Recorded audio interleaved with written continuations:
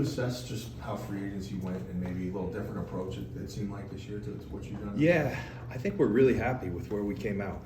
We accomplished a lot of our goals. We were able to get the guys we targeted. I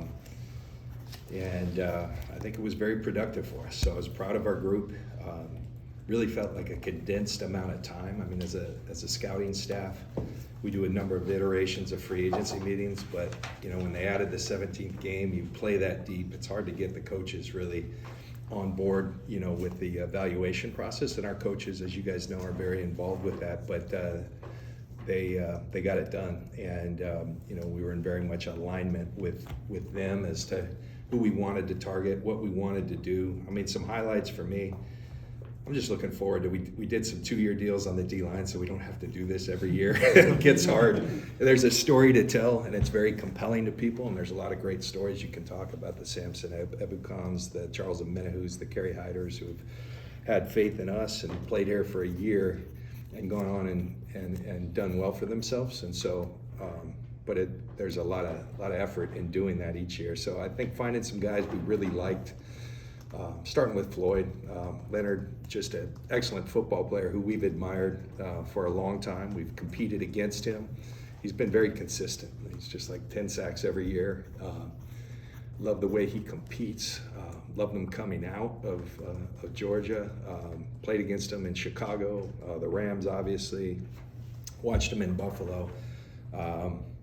Competes at a real high level. Really physical player. Really good at all facets of the game, and I think just gives us a very consistent guy on the opposite of Bosa that can make people pay when they have to give all the attention to Nick.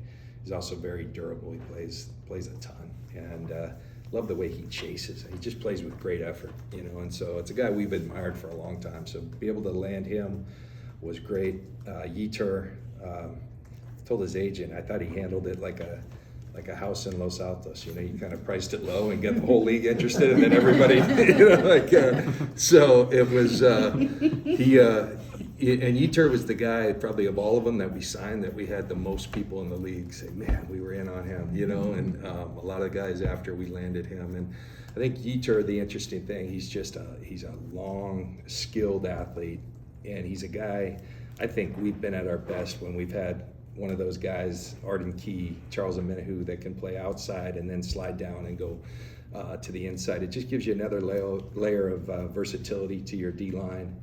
And so Yetur, we're really excited about that. And, there's going to be some transition for him. He's played a lot in a 2-point stance, and so putting his hand in the ground and rushing. Obviously, he's done that on 3rd down in Carolina, but he's really looking forward to that opportunity. So, the linebacker, Devondre, that was a blessing because things fell through with Kendricks, and it was kind of like, well, we thought we had that, and 2 or 3 guys go, and so you're like, man, we got an issue here, and Green Bay happened to release Devondre, and he's a guy we really, really have always respected and liked. I think in pass coverage. He's an excellent player, has played the run effectively. Kyle was at Atlanta when Devondre was there, so knew him from practicing against him in practice. And way back when he was a rookie, I believe, they were together. And Devondre just had a very productive career. So that was a blessing that he became available for us, and we pounced on that. So Yidem, can't have enough good corners. And thought he had a career year. Isaac and I kind of shared I just asked him, what clicked? Because he's been a very good, productive special teams player. It's never really happened for him on defense as consistently as it did last year. And, he talked about something familiar to me in my career because I didn't become a full-time starter until year 3. Kind of just a mindset, stop doubting yourself and let's go. And he was able to find that. Last year and have that belief in it, and it really flourished. So, our guys did a great job of identifying him. We became really intrigued with bringing him into our building. And like I said, you just can't have enough guys there. So great competition at the outside corner spot. Great special teams player. You throw him in there in the mix with Ambry, with Luter, with Sammy Womack's in there, and let those guys all go compete. And we obviously have Mooney and Diamador, who we all know what they can do. So, like the addition of that. Who am I missing, guys? Help me out here. Malik, obviously that trade to you know, once you know, we parted ways with Eric, you know, which we'll talk about later, real tough thing to do. We had a void there. And so to be able to come to that agreement for a 7th round pick, a guy who really fits what we do, and it's not a projection. He just played in our system last year with D'Amico and them, and played at a high level. He's a guy I've studied and admired for a long time because Rod Marinelli, who I'm close with, coached him in Dallas and drafted him, and Rod thinks the world of him. Chris obviously has a great voice on anything we do there, and we just like the fit with us, and plays with tremendous effort, quickness, disruptive. Had a really good year last year, so you know, excited to land Malik, and then you know, Chase Lucas, and yeah, Chase Lucas is a special teams player who can play some nickel as well, and you know, excited to add him to the mix. Ezekiel, I told him I always noticed him when we played him because he gave us fits, and because his number, it's a nice number, and and told him he's gonna have to earn that with us, and but no, he's been a good player. He really has, a special teams player, and guys did a great job of keeping in touch with his representatives, and adding another good special teams player to the mix is really critical. So with Chase and Ezekiel, we add that, and those guys can play good defense in a pinch as well. Why was hiring Brandon Staley such a priority for you? Like, obviously he's not the coordinator, and he doesn't have a background with the wide nine, but it seems like you really wanted him. Like, is he going to help him draw up pressures, game plans? Like, what's he going to do? You know, Grant, I think really what we wanted to do was get back to who we are as a defense, like our style of defense, and that you know, Nick Sorensen had a great vision for how we could do that, but you also want to consistently evolve, much like we did early with the wide nines. You know, we brought this system in, and then Kyle, you know, said, man, the wide nines used to give me fits when I'd play against it. So, you know, that's a challenge. Can you implement this and still keep the integrity of our defense? And we were able to do it. And I give Robert Saleh and that entire staff, it was a big step bringing Chris Kasarik in to do that. So I think Brandon gives us an ability to just continuing to add layers to who we are and what we do without compromising the integrity of who we are. Brandon's a really intelligent guy. You know, we scrimmaged against him a couple of years ago, and Kyle and I just spent a lot of time talking and appreciating his mind for the game. He's well regarded throughout our league. You know, and having a guy with a head coach mindset, like even in the free agent meetings, the personnel side of it, he's real sharp there. You know, respectful, kind of being quiet until asked, and then, you know, has some great takes and opinions. So I think it's a great add for us, and that defensive staff is really meshing extremely well, and excited for where that's going to go. Now we got to go do it and put it all together. But I think Brandon was a nice add for our building. I don't think we asked you about this at Combine, but Mooney had an off-season surgery. What is the timeline there? Is there concern at the same time? You know, I think it's one of those that if it were in season, probably would be, but you take the time. It's that core muscle deal, and probably be a training camp guy. You know, he's already moving. He's doing great. He's been around, and he's doing well with that. So Kittle's on the same plan. Kittle had a core muscle procedure as well, and will be a training camp guy. And you know, those guys that I've had that surgery myself when I was playing, and it's a pretty high success rate of healing, and it feels a lot better once you get it done, because it hurts constantly having that core tugging at you. So those guys both got that fixed. When you say training camp guy, you mean they'll be back in training camp? Yeah, Okay. back in training camp. Yeah. Where do you think? And that's a conservative time. Like, we could rush that, but why in off season? So they'll be moving and things, but I'm talking full action. That's the expected timetable. Where do things stand at safety, both with Talanoa's recovery and also, I know you've had a couple guys come in on visits. Would you still like to add there? You know, that remains to be seen. You know, Talanoa's doing really well. That's the great news. You know, he's rehabbing extremely well, beating the timeline. Everybody does, but Talanoa's a worker, and he's doing a great job. We're incredibly high Jair and his prospects for becoming a player, at that position that we can really trust, and a playmaker as well. So those guys, we feel good about it. Now, do you continue to add? We have George Odom. Gip is a guy that we've always kept in touch with, and we'll continue to. And do we want to add? We'll see. We kind of feel like we're wrapping up free agency, but there may be one or two more moves. We'll see. We brought some guys in that we like their game. We're still out there. The safety market kind of took a beating. I feel bad for those guys. It took years to get the guys to where they were being compensated, and a bunch of them, got cut. And I think that's why some really good players were out there, and you'd be foolish not to take a look, and so that's what we did. You're still doing that. None of those guys have signed yet, have they? So yeah, you can. Is still this there, more so. of a kind of check back after the draft kind of thing? Or?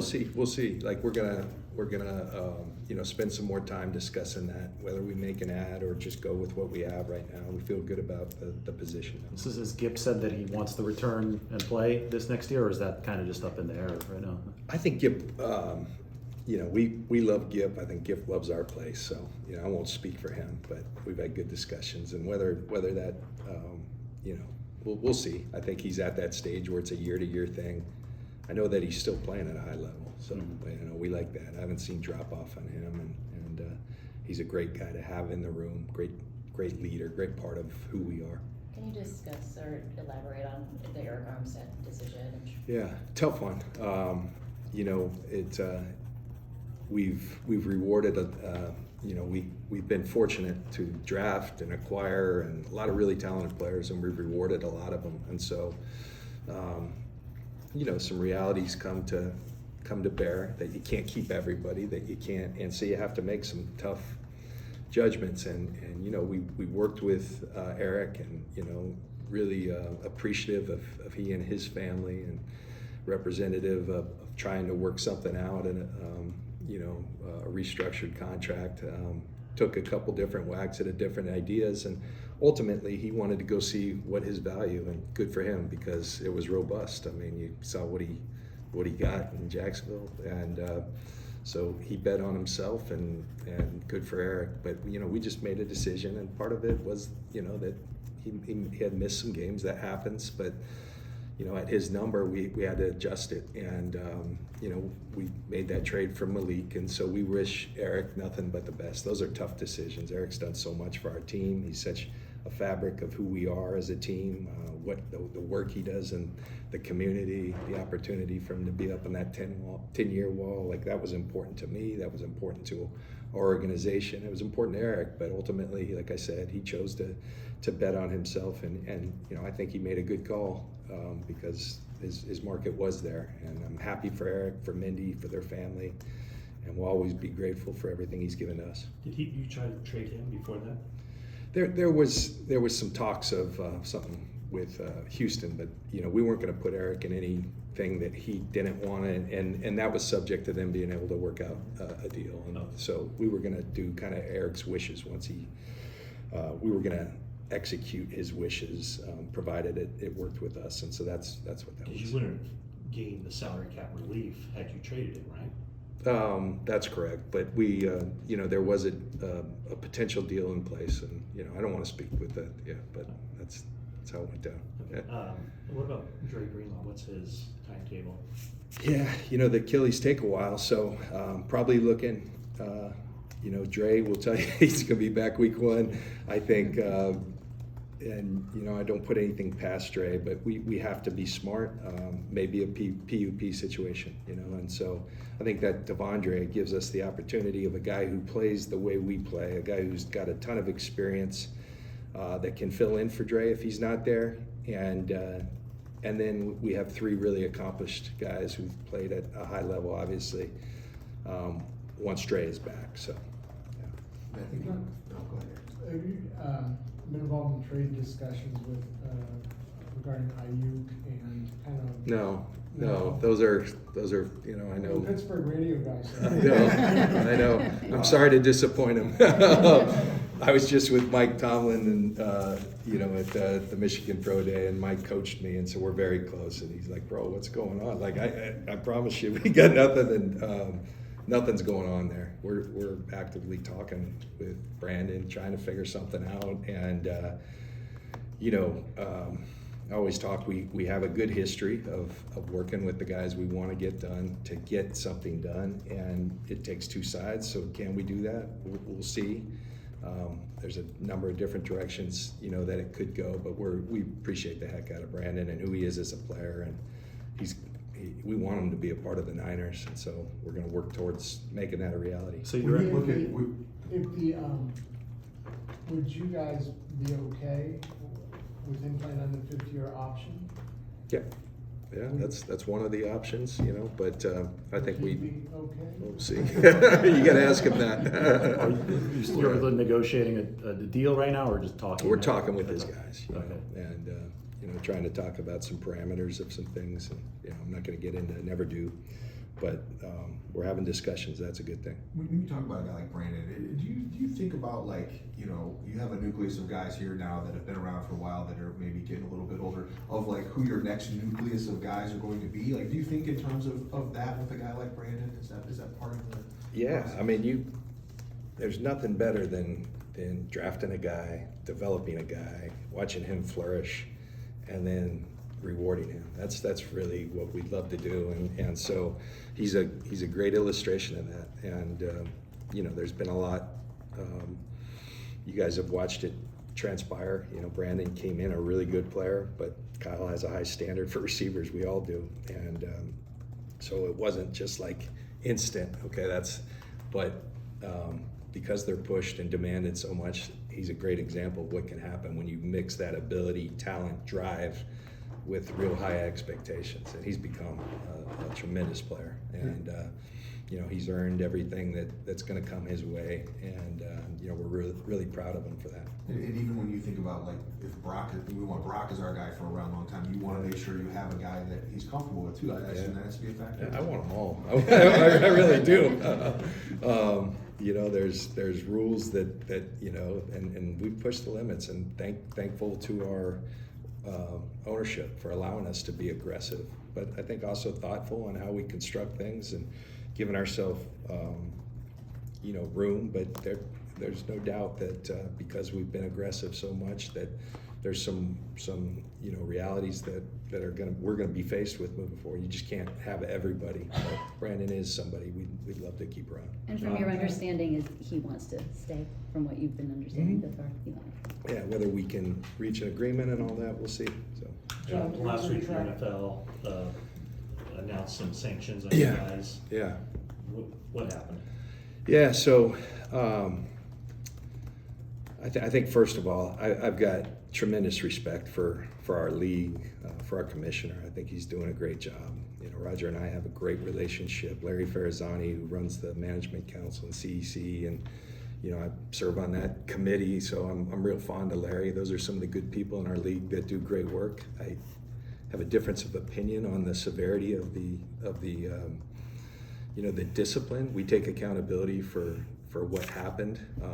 I just and I think they'd be fine. They know that. We've had these discussions, the severity, we overpaid a player. I'm not going to get into who the player was, by $75,000. It was a clerical error. This was back in the COVID era, and there was a new system in place, and so it happened. We own our part. We've gone through a whole mitigation deal to remedy some of the issues that happened. But that the league decided to impose that. So you take your medicine and you move on, and we'll be good. And you hate to see a 5th round pick next year. 5th round's been pretty good to us, and a little adjustment to our 4th round. So, but that's what the league decided to impose, and so we accept it and we move forward. Is there any sort of appeals process or anything, or does it just go right back to the same people that levied the? It was kind of a negotiated settlement that at some point, it's like you could appeal, but we just decided to end it. Yeah. Did the player keep the money? Would you? 2 years later.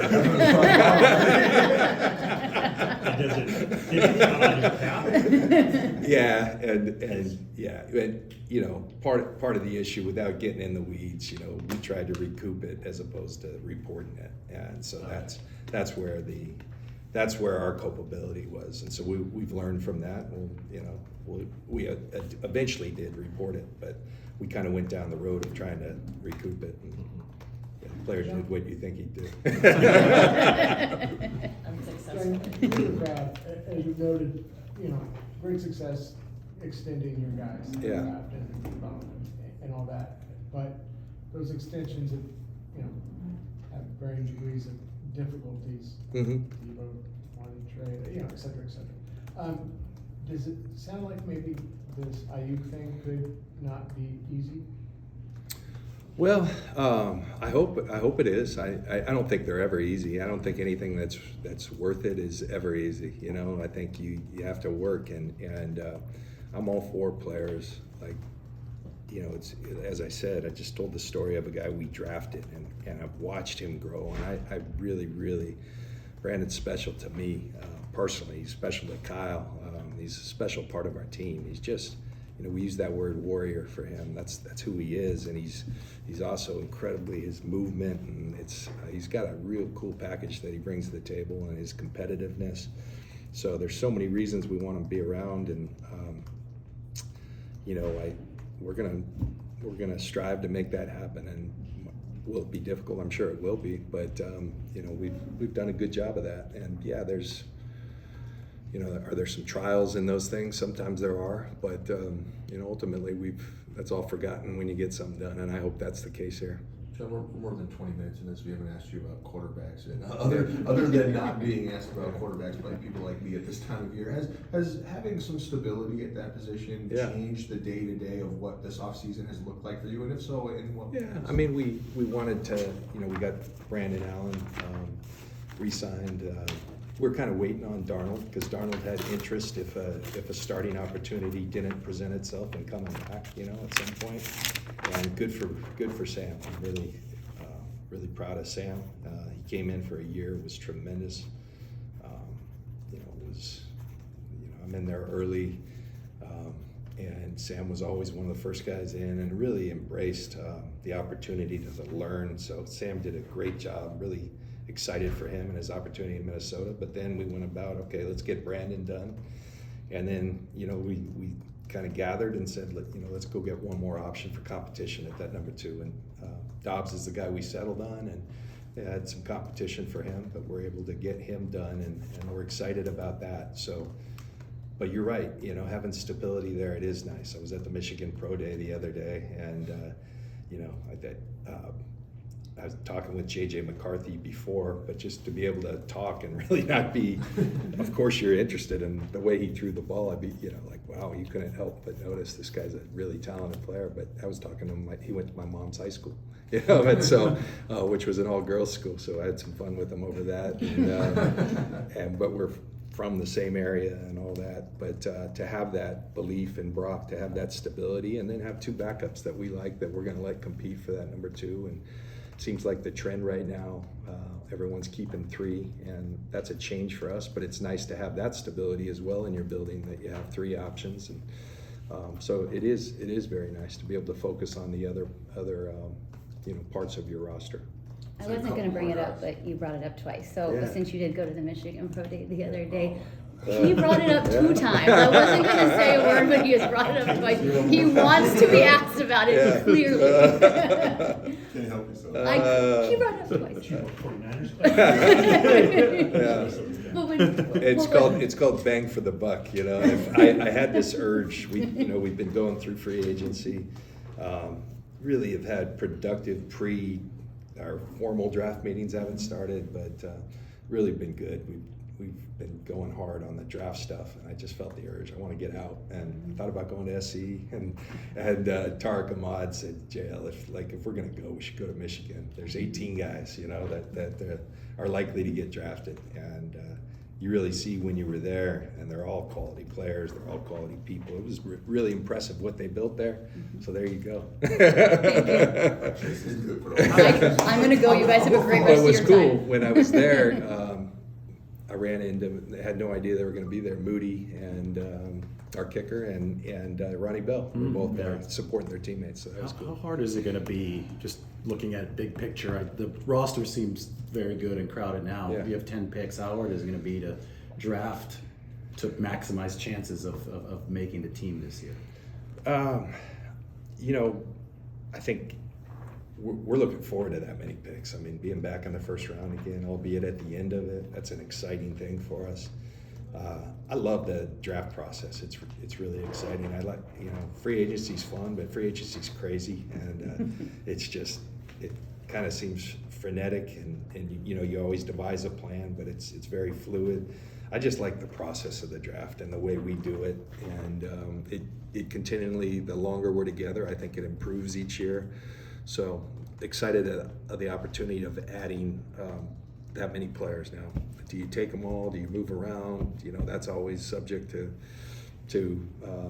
you know, what we choose to do on that weekend. But to have that many picks, we want to make them all count and make them work for us. And you know, we've talked a lot about extensions and things, and the more you do, I think it's really important that a big chunk of your roster is young, and the youth, and infusing some of that into our team, whether it's immediately helping or into the future. So we're excited about the process, and can't wait till right after Easter, Tuesday, our draft meetings will start, and we'll get going with the coaches, that part of it, and it's really our R&D staff. It's a cool process. You mentioned being back in the first round.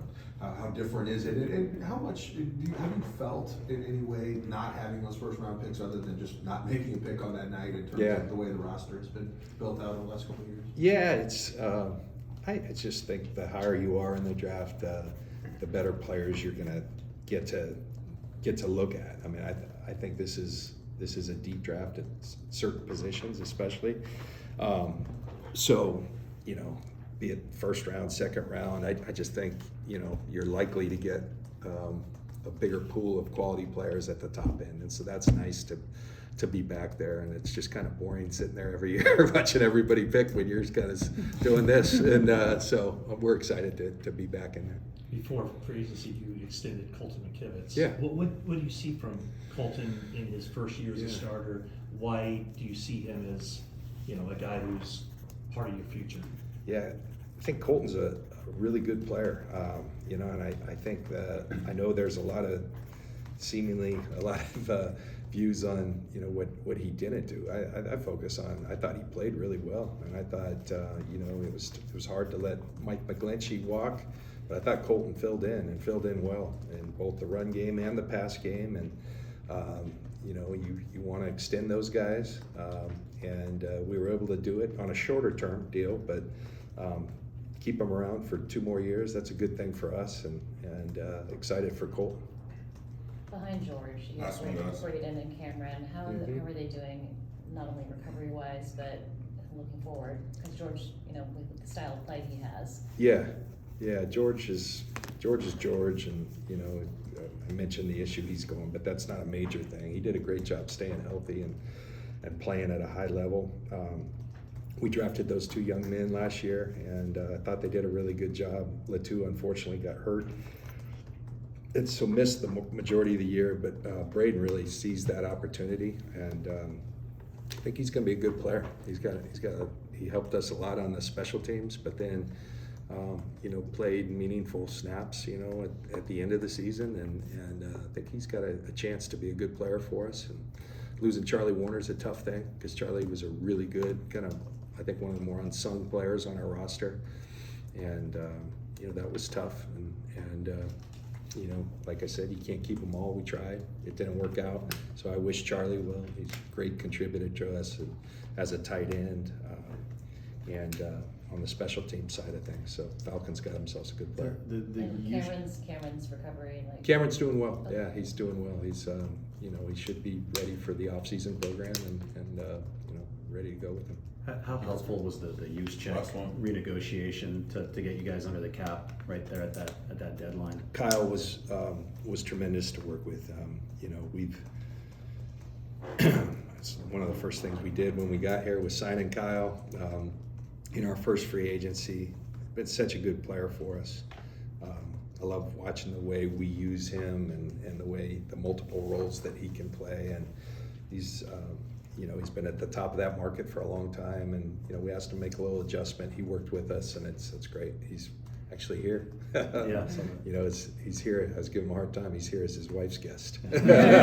Kristen, with all her success, and they had her speak to the what they're called, the playmakers, the wives, and all that. And they were. He's such a good guy, and he's so good to Kristen. So proud of her. So kind of cool to see that. But we did give him a little hard time about him being the plus one. That's the pay cut, right? Yeah. Thank you. Thank you. Yeah. Okay. Thank you. Appreciate it.